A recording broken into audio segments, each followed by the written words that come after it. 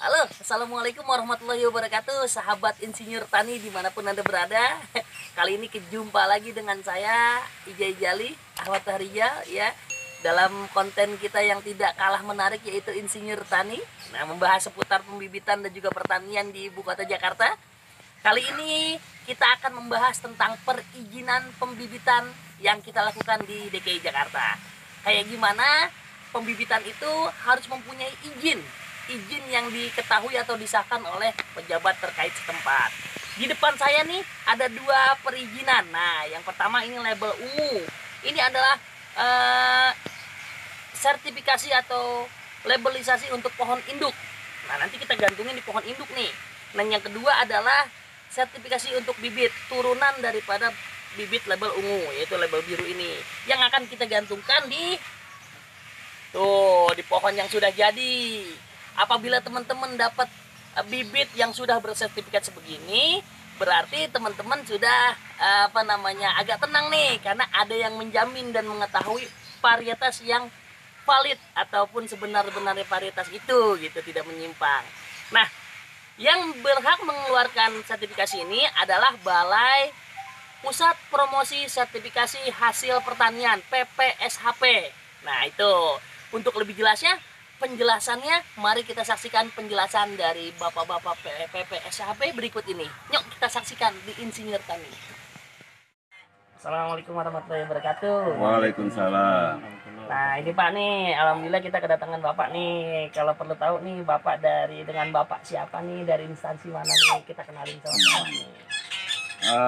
Saya dari instansi Dinas KPKP UPT PPSHP, Pusat Promosi dan Sertifikasi Hasil Pertanian. Oh, gitu. Dengan Bapak siapa, Pak? Dengan Pak Aman Suhanda, PBT wilayah Jakarta Selatan. PBT wilayah. Kalau Bapak? Saya pengamat PBT Jakarta Barat, cuman membawahi kultivar. Oh, kultivar, jadi pohon induk tuh ya. Ya. Benar. Jadi gini Pak Nama nih. saya Safrizal. Pak Safrizal ya. Ah iya Pak, sering lihat dengar di media, tapi baru kali ini nih ketemu langsung. Nah ini Pak nih, tadi udah nih. Nah ini sih sebenarnya teman-teman ada juga nih yang belum tahu Pak, kenapa sih kita harus bibitnya berlabel? Kalau bibit berlabel itu kan contohnya, ya contohnya itu Pak Rijal ngambil ngambil entresnya dari pohon induk yang udah unggul, udah berbuah, terus usianya. Kalau soal usia gak jadi masalah lah, penting mah udah berbuah, udah unggul, makanya itu harus diperbanyak. Gitu. Betul. Kan ditetapkan sebagai pohon induk. Oh ini. Gitu, ngambil entresnya dari situ. Dari situ. Siap. Jadi kalau apa istilahnya, kalau yang petani biasa mungkin dia ngambil entres sembarangan, kan kita tidak berani dinyatakan benih unggul. Benar. Salah satu benih unggul itu pohon induknya. Pohon induknya pun harus unggul. Harus unggul, gitu. Benar. Unggul. Jadi diawasin begitu Pak ya? Betul, diawasi. Cara proses produksinya itu diawasi. Proses produksinya diawasin. Iya Pak nih. Nah, terus gini Pak, ada juga yang mau tanya lagi nih. Tadi udah kenapa harus berlabel, jadi harus jelas tuh Pak ya? Iya, asal Diawasin. usulnya. Unggulnya harus jelas. Nah, kalau label itu kan ada yang warnanya beda-beda tuh, ungu, biru, putih. Itu tolong dijelasin ya Pak. Ada berapa penjenisan sih sebenarnya? Kalau label pertama kan label kuning. Kuning Kuning itu penjenis itu awalnya dari pelepasan Pak. Yang diusulkan sebagai PIT cuma satu pohon induknya, kuning Tunggal, itu ya? tunggal, pohon induk tunggal. Makanya PT. Yang kedua label putih, label putih. turunan dari label kuning. Label kuning. Ngambil entresnya dari situ. Betul. Keluarlah label putih, benih dasar. Iya. Benih dasar pertama benih penjenis, kedua benih dasar, Iya. ketiga benih pokok yang ini nih, benih pokok itu. Benih pokok nih ungu nih. Iya, ini ngambil entresnya dari Pohon putih. benih dasar, benih dasar. gitu. Benih dasar.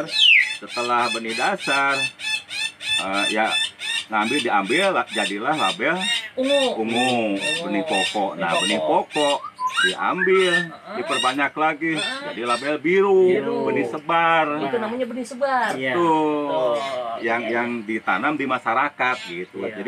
Jadi gak bisa diperbanyak lagi sebetulnya secara ini. Apabila ada teman-teman yang punya pohon induk, mungkin katakanlah asal muasalnya dari Cipedak dan memang peruntukannya persebarannya Jagakarsa, Ciganjur dan sebagainya, itu mau mengajukan label biru, itu prosedurnya seperti apa, Pak?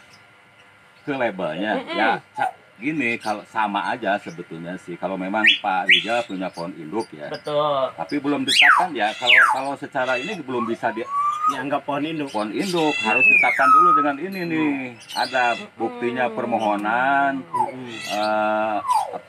penetapan pohon induk. Betul. Oh, Jadi gini, Mas Rijal punya calon bakal pohon induk, dia label putih. Betul. Label putih. Mas Rijal menanam di sini. Itu harus diawasi oleh petugas. lapor. Lapor. Ke BPSB. Bikin permohonan bahwa saya mau menanam pohon induk, Diketahui. diketahui Ya. oleh petugas. Tugas. Gitu. Betul. Nah, nanti pas saat menanam itu beliaulah yang melepas benih label Labelnya. putih Iya. itu, dibawalah ke kantor. Tagging. Iya, sebagai dasar nanti Sebagai dasar permohon. untuk Oh ini benih itu kelasnya benih dasar gitu Pak Rijal. Iya. dasarnya itu tuh membuat label ini tuh dari situ. Nah, tapi kalau udah terlanjur gede, Pak.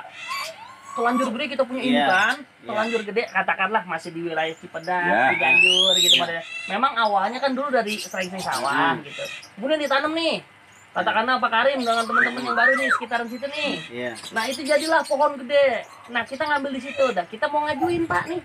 Bisa. Bagaimana caranya tuh? Ya kalau selama pohon induk itu udah ditetapkan sebagai pohon Kalau- induk. Oh, berarti langkah pertamanya Langkah harus menetapkan harus pohon induk itu induk dulu. dulu. Walaupun dulu misalkan kelewat dah nih Ya. namanya. Iya. Jadi penetapan dulu nih sebelum turunnya label biru Iya. harus di pengajuan ini dulu. Ya, nih. pohon induk dulu urutannya. Nah, Pertama. dan kalau ntar dulu Pak, kalau memang nanti jangankan di Cipedak, di Serengseng aja mungkin belum banyak yang dilabelin seperti ini Makanya. pohon induknya. Ya. Pohon induk buat label. Nah, sekarang di luaran itu Pak banyak bibit yang tidak berlabel. Gitu modelnya. Tapi memang ambilnya emang di wilayah Cipedak. Katakanlah sentra kita kan di Serengseng Sawah Ya. RW 9 gitu Pak. Ketika di Serengseng Sawah RW 09 itu kita belum temukan pohon yang memang digantungin label ungu.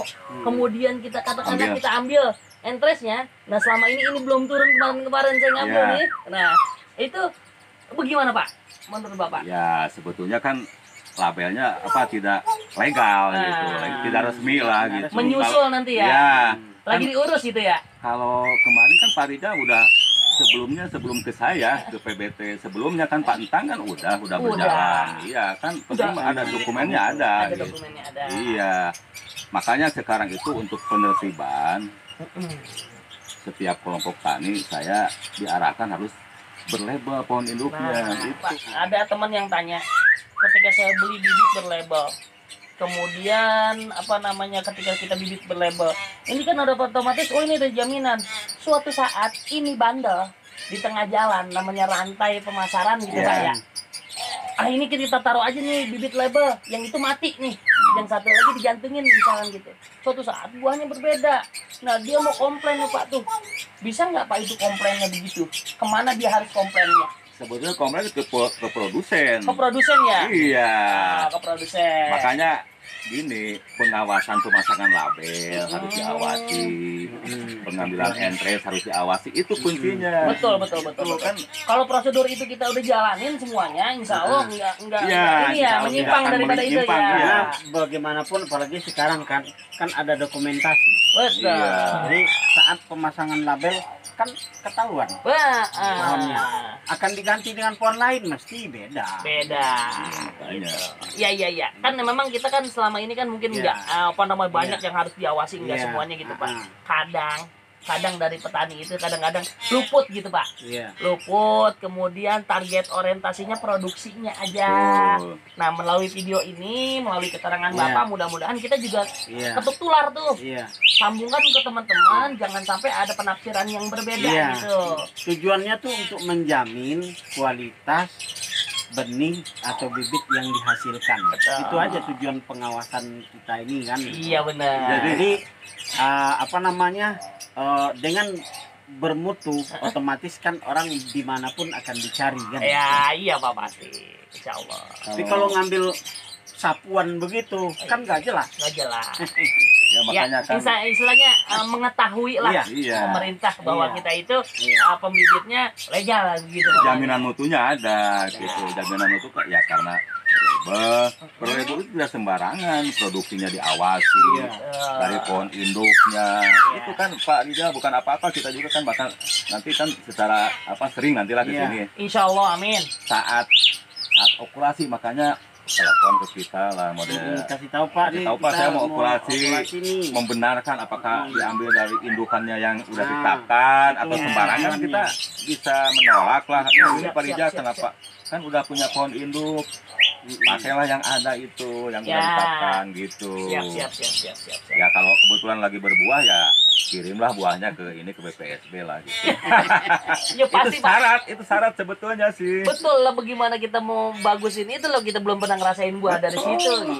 Insya Allah Pak, kalau itu gini, karena kita mungkin komunikasi akan terbatas kita pertemuannya, ya mungkin ada miss nih, jarang ketemu. Nah mudah-mudahan ke depan bisa lebih baik kan begitu.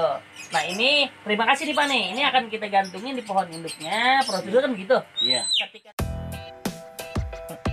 Nah teman-teman sekalian udah mendengarkan kan penjelasan dari bapak-bapak pejabat setempat tadi. Nah itu dia kesimpulannya adalah untuk mendapatkan sertifikasi ini memang tidak mudah, tapi perlu kita upayakan untuk menjamin atau jaminan konsumen supaya teman-teman apabila beli bibit ini ibaratnya ada aktenya, ada surat-suratnya mengenai kapan dia disabung pucuk, dari mana sumber bibitnya, dan pejabat terkait setempat atau Pemda DKI sudah melegalisasinya seperti ini kira-kira. Apabila teman-teman mau membuat seperti ini, silakan hubungi Pemda setempatnya, terutama PPL terkait di kecamatan ataupun di wali kota ataupun di tingkat kabupatennya masing-masing. Ya, mari kita jaga dan lestarikan produk Agen Hayati yang ada di wilayah kita.